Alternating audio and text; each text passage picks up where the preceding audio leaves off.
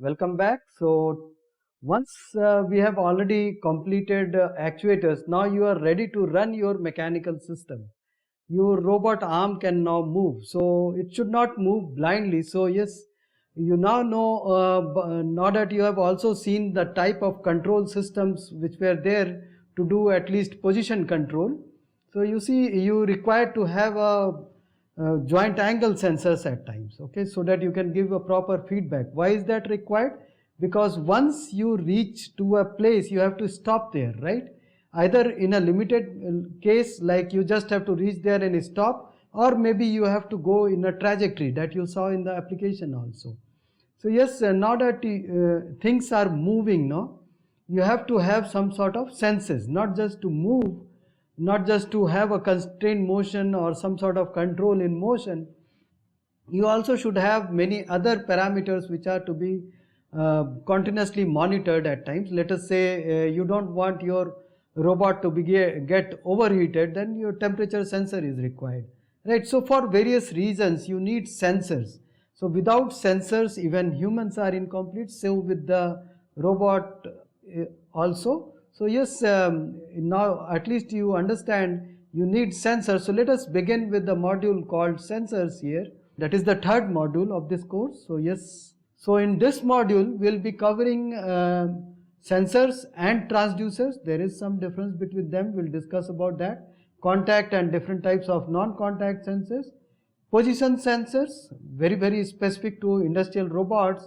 Absolute and incremental optical sensors. Those are very popular in robotics. We'll discuss about potentiometer sensors, magnetic sensors, and Hall effect sensor, which was very much required even in BLDC motor that we have covered already. Velocity sensors, that is tachometer, accelerometer.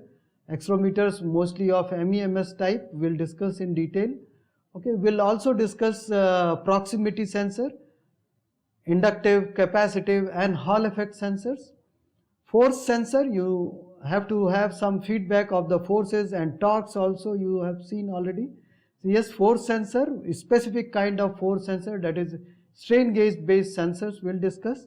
And characteristics of sensor, that will characterize a type of sensor. If it is in our hand, we have to see different properties which it can give us. Okay, so that is what is mentioned in the technical data sheet also. So all these will be covered in this module. So yes, the demonstration video altogether will be covered as a resource video for this, that I'll be sharing with you all at the end of this module. Okay, so let us start with sensors. First of all, I'll introduce you to sensor and transducer in this lecture, and specifically I'll cover a position sensor, optical sensor to be more particular, of two kinds at least, that is incremental and absolute optical sensors, that is to sense the position. As such, sensor is a device or a module. It comes as a module, not just a device. It may be a machine, it can be a subsystem whose sole purpose is to detect events or changes in its environment. If it is environment, let's say temperature, I have to monitor how it is varying over time. Sometimes event, let us say something is every time it is coming and going back, coming and going back. I have to count how many times it has come and it has gone back. So that is the event, number of events I want to count. These are just a few examples, there are many. So yes, what are a transducer in that case? If this is a sensor, so what are a transducer? It can change one form of energy to some other form. Let us say I am sensing pressure, okay? So but pressure actually cannot be fed back to a computer sometimes. So in that case you have to convert temperature to other form, that is electrical energy form, so that it can be taken up by the computer system. Okay, it picks up the signal generated by the sensing element. So now you have something which is a sensing element, you have a converter which converts from one form to other, and then you may have some communication device which can transmit it to a long distance. So you have a sensing element, you have a transducer, you have a communication unit. So all together as a pack, will now refer to as a sensor.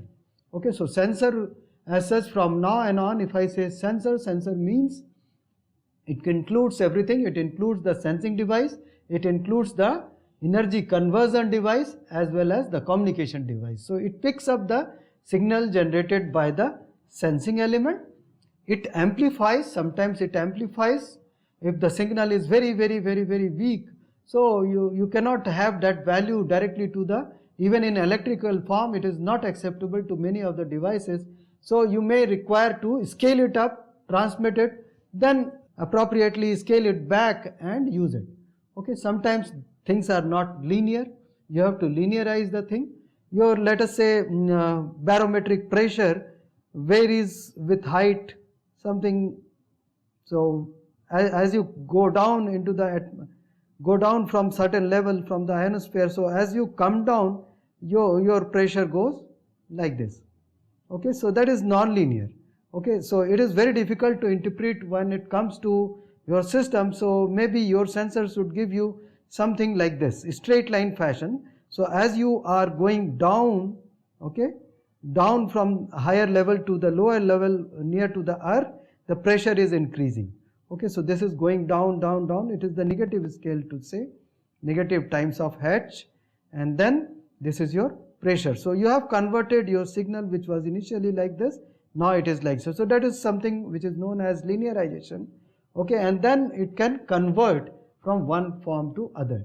Sensors now integrates a device which may be useful to transmit data to a long distance. Sometimes they convert the data to acceptable form which is taken up by the, which can be easily taken up by the processor. Okay, so what kind of data that your processor can normally take is digital signal, normally in the form of RS-232, 485, I2C, Ethernet. These are some of the kinds which were there in your microcontrollers. There are industrial communication system also are there. Now you have already, you are aware with Profinet, Ethercat, Profibus, right, various kinds of industrial communication systems also. Let us move ahead. So what are different types of sensors that is there in the industry?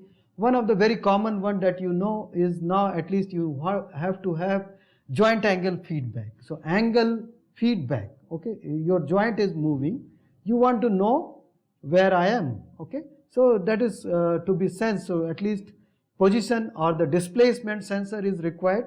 There are various types of those sensors. It can be a potentiometer sensor, it can be strain gauge sensor, capacitive sensor, right, differential LVDT transformers are there, optical encoders are there, gray code. We'll see a few of these in this module also.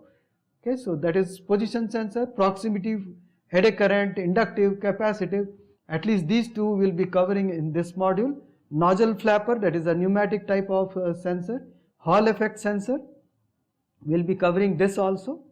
Okay, so velocity sensor, tacho generator, velocity sensor is there in your speedometer also of your vehicle, so that can detect the velocity. Okay, and using the position sensor also, you can just take derivative of that, you can obtain velocity, that we'll see. Okay, accelerometers are there, that is there in your mobile phones also, so we'll see that also. So we'll see a type of accelerometer which is a MEMS sensor, and maybe using a force sensor, that also will be covering in this module, that can be converted to an accelerometer also. Okay, so force sensor, strain gauge in particular will be covering. Optical and piezoelectric is also there. Okay, so these are mostly used in industry. Apart from this, definitely switches are there.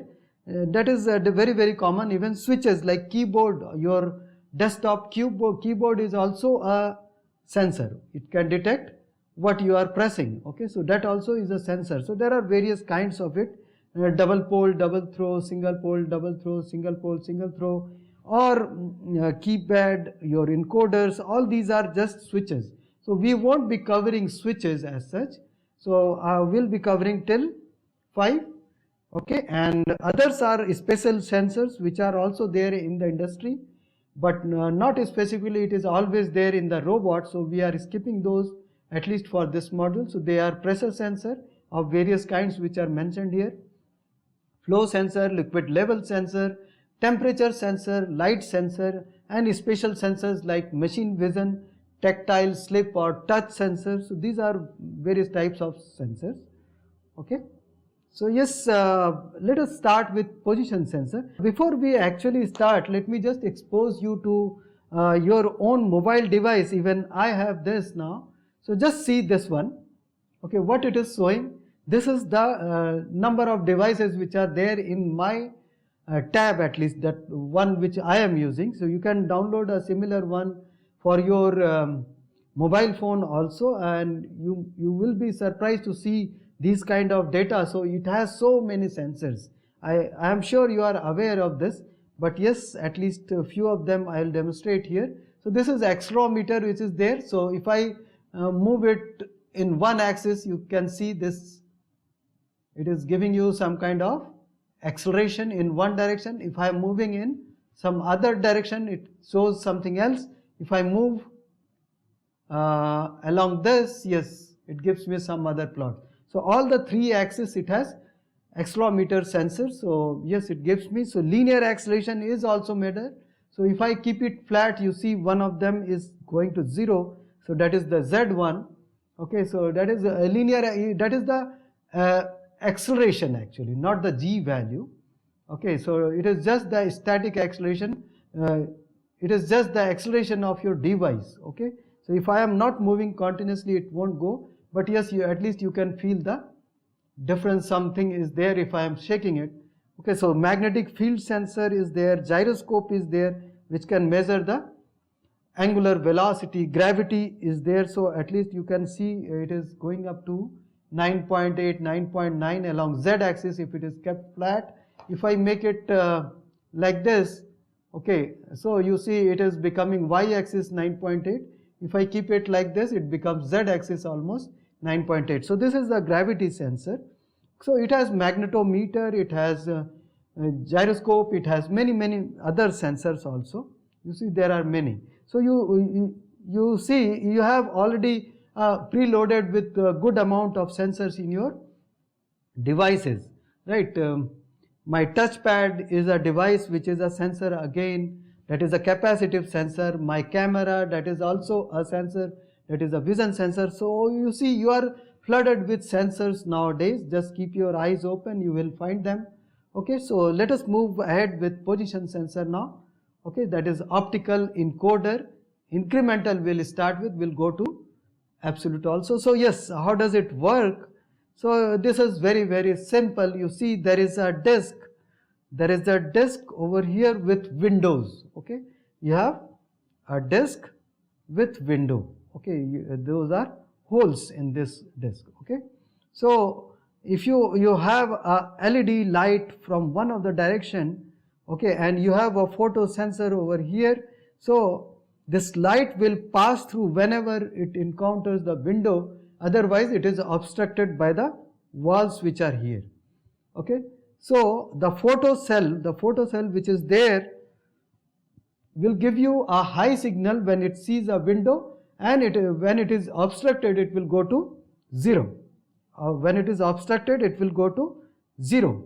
So got it? So what we are going to do here, so effectively if the wheel keeps on rotating continuously, what you will see? You will see a square wave kind of thing. Okay, not necessarily, because light is not 100% or 0%. Sometimes it is partially opened window. In that case you won't see 100% high, you may see a little bit less of a high. So you can set a threshold. So that thresholding circuit is here, which is known as squaring circuit.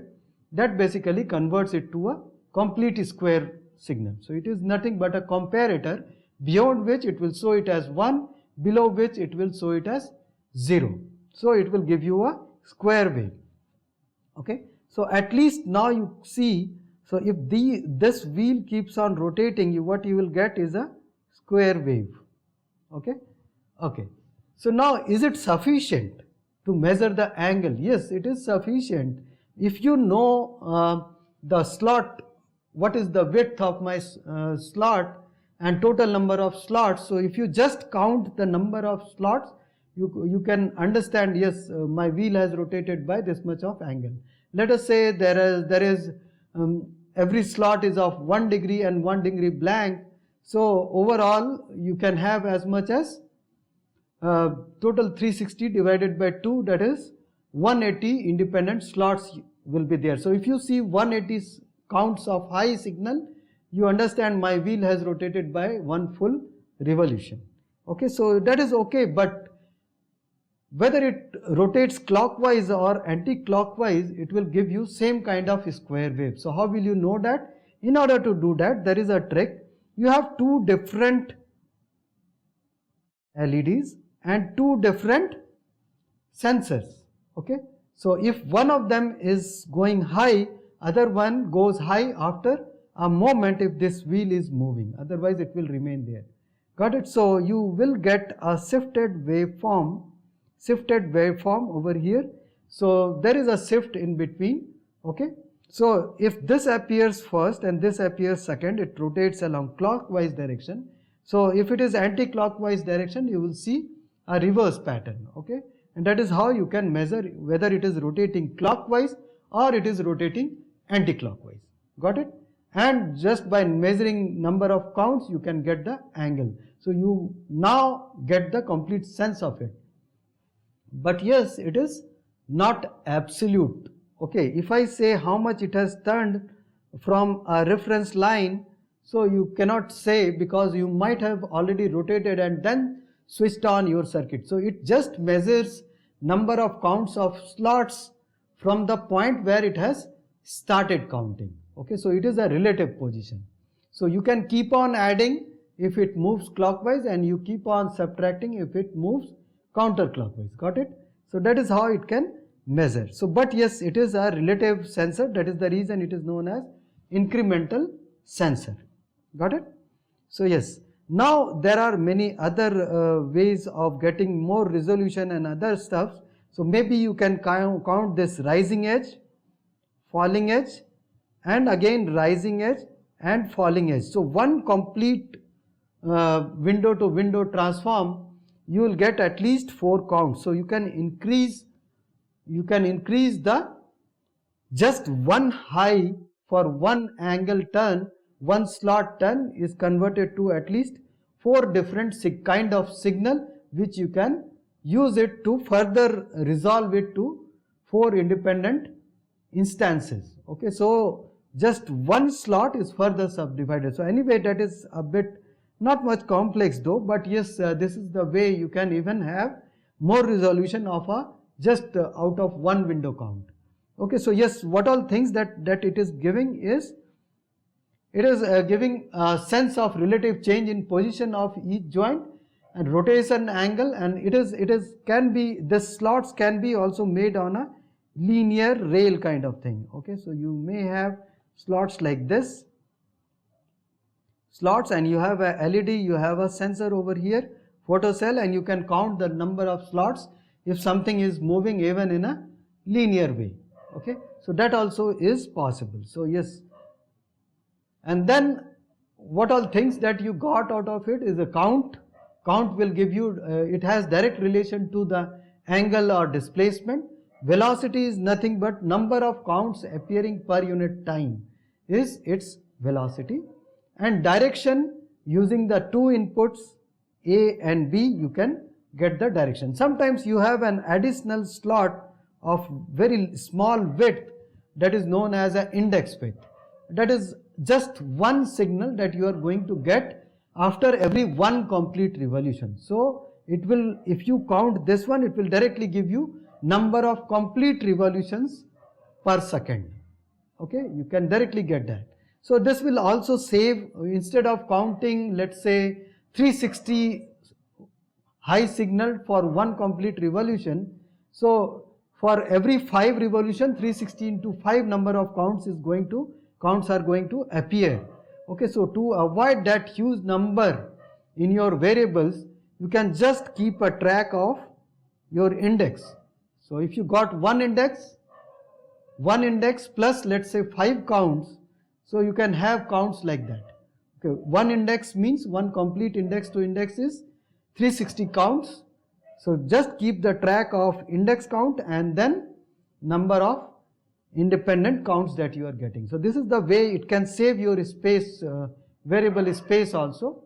And it is a non-contact type of sensor, so it is an optical, it is an optical sensor. It can be magnetic type also, magnetic types also. So what is magnetic type? Basically you must have seen older days, you had a magnetic cassette. Okay, so it has data written at every location. So you have a pickup head that can read those data. So you can have 1, 2, 3, 4, 5, 6 like that. You can have a number of, so it can be very, very dense. So those kind of sensors are also there. That is also a non-contact magnetic tape type. Okay. So yes, and multiple turns with gearing can improve the resolution. Let's say your motor has rotated by just 1 turn, but you have a gear attachment that can rotate this disc by, let's say, 5 turns. So 360 per turn into 360 into 5 total counts you will get out of just 1 turn of that motor. So your motor has a gearbox and then you have encoder. So gearbox maybe 100 times, maybe any times. So that is additional resolution you can get. Okay. So optical encoders can be a rotary type, it can be linear type. So one is close-up view of real picture is shown here when this is a disc, and you can see clearly you have slots here. Okay, you have slots here, and these are the circuitry to do the pickup operation. So one side of it has a LED, other side you have a photocell. Okay, and similar is one of them. This is for linear displacement sensor. So it is nothing but like a tape which I am holding in hand. Okay, so I don't know if you can see it very clearly. So I cannot see it, it just appears gray to me. I cannot count the lines, they are so fine, so fine. So this type of tapes are there. Okay, so that tape it can measure also. Okay, so this is a type of counter for linear motion. Okay. So there are many advanced types. So one of them, it looks like this. I am sure quite a lot of you have seen this earlier also. Okay, so if you see this, it looks like this. Okay, it has a counter rotor which is here that effectively rotates the inside wheel that has slots. Okay, that's all. It looks like this. It has a flange and it can be coupled with any other link which goes next to it. And it has how many wires? You just count this. So it is 4 number of wires. So one goes to VCC, that is the supply, other one to the ground. So those are the supply for a LED. And then you have 2 output signal, phase A and phase B. There are many advanced type of such sensors also, which does all these counting thing inside the sensor only. So one similar one I have in my hand. It's a very expensive and quite high number of count. It can get something around 10,000 counts it can give. So yes, this is from SICK. It is a company. Okay, so you still again have this type of rotor. Inside there is a disc, and you see there are many wires here. So one of them is to power the device. Other one gives you a ready-made signal at the end. So it looks like this. So at the end I can directly get something which is like Ethernet cable. So you see it is very much like Ethernet cable. So it gives me an output directly in the form of Ethernet signal. So you can interface directly your advanced devices like PC directly without having any type of acquisition system. Got it? So that is a very advanced type of encoders. Okay, so yes, this is a incremental sensor. And now you see how a absolute position sensor can be made, which can store the value, at least the starting value. So if it moves even when the system is shut down, so when it starts, it can directly get where I am. Initially, if you remember your printer, whenever you start your printer, your head goes to the home position. Why? So that is an incremental encoder probably which is there. The strip which I showed you, it is a pull out from such printer only. So yes, it is an incremental sensor. So your cartridge goes to the home position. As soon as it reaches home, there is a limit switch which says yes, now you have to start counting. Wherever it is, bring it, keep moving it until it comes to the home position and triggers that 0 limit switch. When that limit switch is on, start counting. When it moves here, keep on adding. When it moves back, keep on subtracting, and that is how it keeps the track of your head position. Got it? So yes, that is incremental, but still by homing operation you can maintain that. But if you have an absolute position sensor, you don't require that. Okay. So one of them is reflected binary code or gray code sensor. It is named after Frank Gay, a researcher at Bell Labs. Okay. It is absolute position, used for absolute position sensing. Two successive values differ only by one binary digit. So two successive values should differ only by, let us say I have coded this disk by binary digit of 3 bits. So what do you see? 0, 0, 0, 0, 0, 1, 0, 1, 0, 0, 1, 1, 1, 0, 1, 1, 1, 0, 1, 1, 1. Okay, so I think I am right, I don't know. 0, 0, 0, 0, yes. 1, 1, okay, I have missed one. That is 1, 0, 0 here, then this. So 1, 2, 3, 4, 5, 6, 7, 8, yes. So 2 to the power 3, that is 8 independent values you can store. So yes, what you see here is at a particular location, you may, if you code your disk like this, so from here to here just one bit is changing, you see, just one bit is changing, that is fine. But from here to here, even this is changing and this is changing. So two wires are changing at a time. Okay, two wires can change at a time. Sometimes one wire is changing, one wire is just changing. Okay, other one, you have two wire which is changing. What do I mean? I will tell you. Let us say this is an arrangement. Okay, your disk is coded like this. You have optical pickups which are here. Okay, so that just sees the reflected light. If it is black, there won't be any reflected light. If it is white, you will see a reflected light. Okay, so these 4 pickups will pick up what is written on this disk in this 4 bits. 1, 2, 3 and 4 bits. Okay, so all the 4 bits it will turn on 0, 0, 0, 1, 0, 0, 1, 0, 0, 0, 1, 1, like that. So it will directly give you the values which are stored there by just checking the values in these wires. So that is what I am talking about. So you see, if 2 wires are changing and one of the wire is faulty, so you won't come to know whether it is just this change is because of rotation or because of some faulty wire. Got it? So in order to avoid that Gray has come up with a new idea that you shuffle this in such a way, this binary coded decimal, in such a way that at a time only one of the bit will change. Okay, at a time only one of the bit will change. So if at all by any cause of fault, if you see 2 wires are changing, that means your device is faulty. It has fault tracing capability immediately within the device itself. Got it? So you should not see 2 wires getting changed at a time. If it is changing, your device is faulty. Okay, so that is the beauty of having gray code instead of binary code. Okay, so this is this less switching improves the reliability. So that is the beauty of having gray code. So see how it is generated. So let me draw it once again here. So how you can make, let us say, a 3-bit of gray code without actually doing some sort of shuffle operation. So 3-bit of binary you can quickly make. Okay, so let us say binary is 0, 1. So next time when you do, you have to do 0, 1 and 1, 0. Okay, so this is just, and you just have to mirror about this, and then you add 0, 0 here and then 1, 1 here. So this gives you a gray code of 2 bits.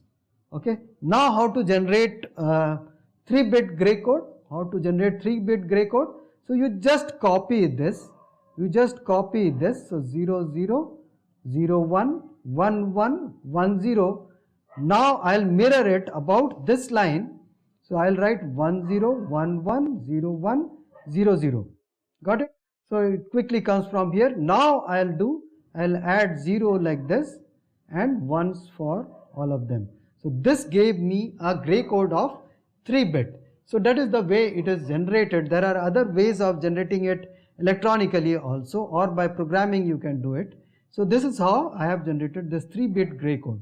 So, and you see in any of the two consecutive data, only 1 bit is changing. So this is changing from here to here. From next one you see only this is changing. Next one you see this is changing. Okay, and then you see this is changing, this is changing, this one is changing, and finally this is changing. So you see only 1 bit has changed. So that is how it improves the reliability. Okay. Other ways of generating is electronically using NOR gate is something like this. You simply input the binary code here 0000, 0001, 0010, 0011, 0100 and like that. So you can just keep on feeding here and you will get gray codes here in this 4-wire, right?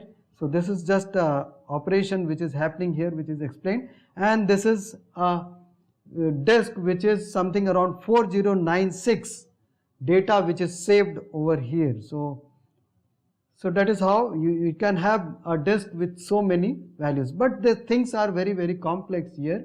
You have very good number of wires that has to pick up this signal. You have so many LEDs that again makes things little unreliable. So at least for this many counts it is quite good enough. So that is your optical sensor, non-contact sensor, and absolute also. Okay, so change in data per unit time is the velocity. Position you are directly getting, each position is a unique value. If you get that value, that means you are in that position.